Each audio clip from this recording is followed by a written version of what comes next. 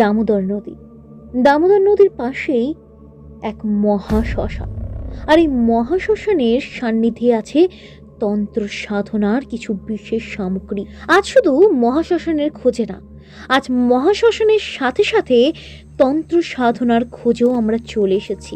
এই এক এমনই জায়গা যার প্রতিটি পদক্ষেপেই তন্ত্র সাধনার সামগ্রী আমরা দেখতে পাবো। চারিদিকে ছমছমে পরিবেশ আহ্বান জানাবে তন্ত্র সাধনার এক অনুকূল জগতে। সবেরই কিছু ভালো দিক এবং খারাপ দিক আছে, যদিবা আমাদের অনেক কিছু বাধা নিষেধ ছিল। এই জায়গাটা স্পেশালি আমরা ঢোকার আগে আমাদেরকে বলে দিয়েছিল যে জলটা স্পর্শ করবে না। আমি জানি না স্পর্শ করলে কি হয়, আদার্স মানে ওনার যে শিষ্য আছে ওনারাই বলেছিলেন বেশি ঘোরাঘুরি করো না, কোনো জিনিসের ছেড়খানি করবে না। কিন্তু সব বাধা নিষেধ পার করেই আমরা চলে এসেছি এই জায়গায়। তাই সবকিছু জানতে হলে অবশ্যই ভিডিওটিতে শেষ পর্যন্ত থাকুন আমাদের সাথে। আজকে আমরা বেরিয়ে পড়লাম আরও একটি অ্যাডভেঞ্চারাস জায়গায়, কিছু নতুন কিছু দেখার আশার, কিছু নতুন কিছু জানার আশায়। আর সেই আশা নিয়েই আমরা পৌঁছে গেলাম তন্ত্রের দেশে।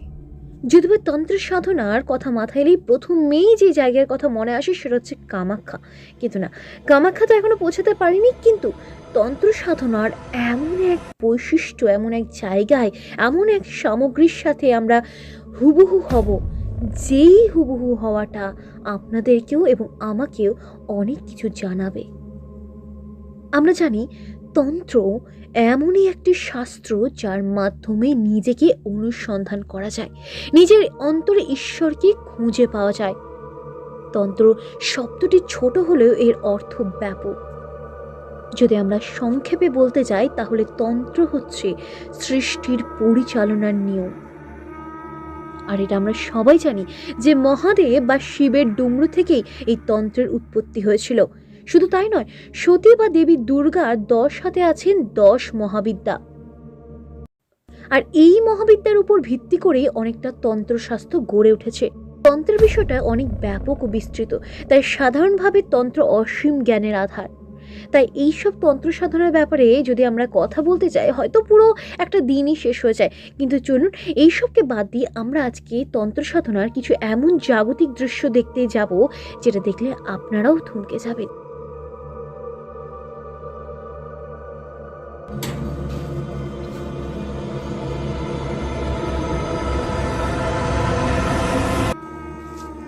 এটা একটা থমথমে পরিবেশ, একটু গা থমথম করা পরিবেশ, চারিপাশে কেউ নেই, নির্জন। বাট এটা দেখে বুঝতে পারা যাচ্ছে যে, দেখুন এইসব দেখে বোঝা যাচ্ছে যে এখানে কেউ থাকে আর কেউ রান্না করে। এই বাড়ি আর তারপর এইসব জিনিস দেখে বোঝা যাচ্ছে কেউ অন্তত থাকে। তো চলুন সামনের দিকে এগিয়ে দেখা যাক যে কি আছে, এর উপরে কি আছে। তো আস্তে আস্তে গুটি গুটি পায়ে উপরের দিকে উঠে তো গেলাম, কিন্তু উপরের দৃশ্য যেন আরো রোমহর্ষক। তারপর উপরে উঠে যেটাই দেখলাম সেটা এখানে তন্ত্র সাধনা হয়। আর এই যে আপনারা এত কিছু দেখতে পাচ্ছেন, এই সামগ্রী কিন্তু কোনো সাধারণ সামগ্রী নয়, বা কাঠ বা মাটি দিয়ে বানানো কিন্তু কোনো সামগ্রী নয়। এগুলোর পেছনে এক একটা গল্প আছে। প্রত্যেকটা মানুষ কিংবা প্রত্যেকটা পশুর মৃতদেহ থেকে এইগুলো বানানো, এখান থেকে তন্ত্র সাধনা লাভ করা হয়েছে। আর একটু ভেতরে গেলেই দেখতে পাবেন একটা আয়না। হ্যাঁ, আর এটা কোনো সাধারণ আয়না নয়। এই আয়নায় সাধারণ মানুষের মুখ দেখাও নিষেধ, যদিও এখান পর্যন্ত আসাটাও নিষেধ ছিল, কিন্তু সেই সাহস নিয়ে এগিয়েছিলাম।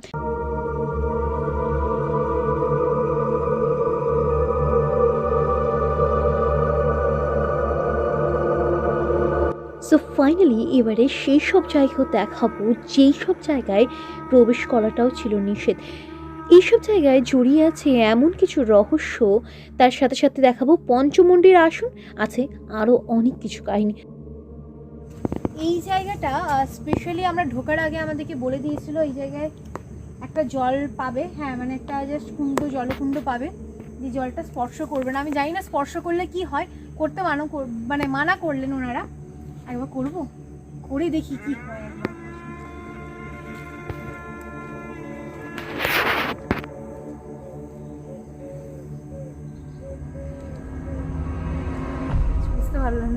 জানি না কেন এই জল স্পর্শ করতে মানা করেছিলেন।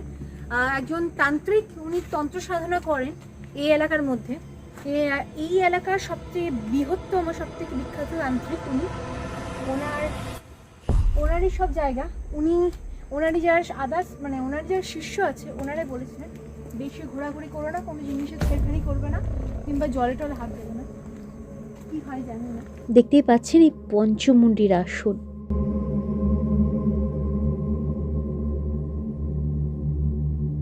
পঞ্চমুণ্ডির আসন আমরা আগেও দেখেছি, সেটা হচ্ছে তারাপীঠে। আমরা জানি যত তান্ত্রিক আছে তারা পঞ্চমুণ্ডির আসনে বসেই তাদের তন্ত্র সাধনা খ্যাত লাভ করে। আর এই পঞ্চমুণ্ডির আসন হচ্ছে 5টা মাথা দিয়ে তৈরি এই আসন, তাই এটাকে বলা হয় পঞ্চমুণ্ডির আসন, সেটা আমরা সকলেই জানি। এখানেও সে পঞ্চমুণ্ডির আসন অবস্থান আছে। আমরা ভেতরের দিকে যাব, গিয়ে দেখবো যে কি আছে। আর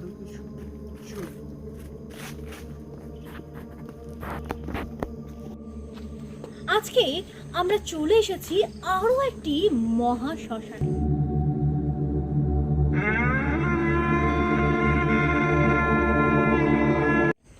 মহাশ্মশানের সাথে জড়িয়ে আছে কিছু রহস্য, তার সাথে জড়িয়ে আছে তন্ত্র সাধনা।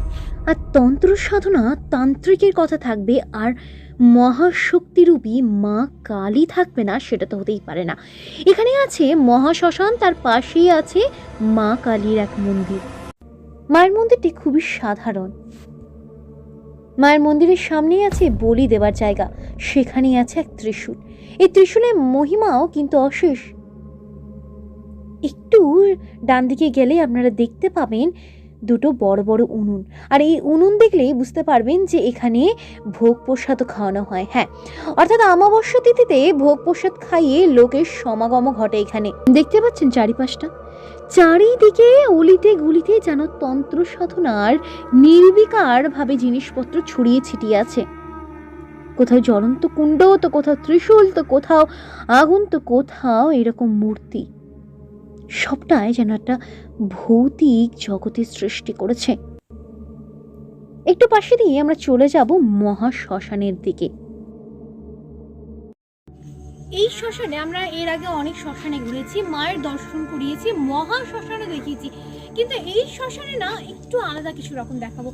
মানে অন্তত আমি আজ পর্যন্ত যতগুলো শ্মশানে গেছি, ভিডিও করেছি, এইরকম কোনো সাজসজ্জা কিন্তু আমরা দেখতে পাইনি।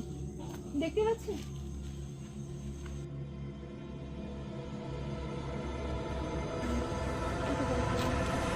মানে এই সাজসজ্জাটা একটা অন্যরকম মাহাত্ম্য এনে দিচ্ছে। তন্ত্র সাধনার যে গোটা মাহাত্ম্য, সেই সব কিছুকে তুলে ধরেছে এই সমস্ত জায়গাটা।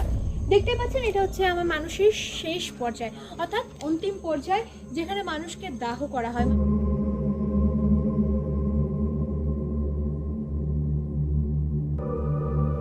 চারিদিকে এই পরিকাঠামো সাজসজ্জা দেখে আপনারা বুঝতেই পারছেন এটা একটা রোমহর্ষকারী জায়গা। এর অলিতে গলিতেই তন্ত্র সাধনার আভাস ছড়িয়ে আছে। কোথাও জ্বলন্ত কুণ্ড, তো কোথাও মানুষের হাড় কঙ্কাল, তো কোথাও আবার পশুর মাথার খুলি। এই পরিবেশে এলেই গা ছমছম করা পরিবেশ ছাড়াও আপনাকে একটা আলাদা স্নিগ্ধতার সাথে নিয়ে যাবে।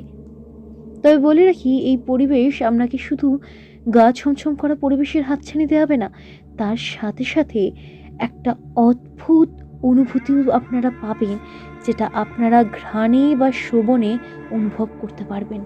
অবশ্যই পাশে আছে নদী, অনুকূল পরিবেশও আছে, কিন্তু এই নদীর পাশেও আছে খুব সুন্দর উর্বর চাষ করার জমিও, তার সাথে সাথে আছে শান্তির পরিবেশ। দূর দূরান্ত পর্যন্ত কোনো গ্রামের কিন্তু সন্ধান আপনারা পাবেন না, তবে হ্যাঁ, ভিতর থেকে অনেক দূরে হয়তো গ্রামেরও অবস্থান আছে। এবার ভাবছেন তো যে পৌঁছাবেন কিভাবে, তা বলে রাখি, চলে আসুন পানাগড়ে, বাসে হোক কিংবা ট্রেনে, সেখান থেকে মিনি বাস বা অটো বা টোটো ধরেই চলে আসুন রন্ডিয়া নামক গ্রামে। রন্ডিয়ার ড্যাম্পের ঠিক আগেই এই তন্ত্র সাধনার জায়গা।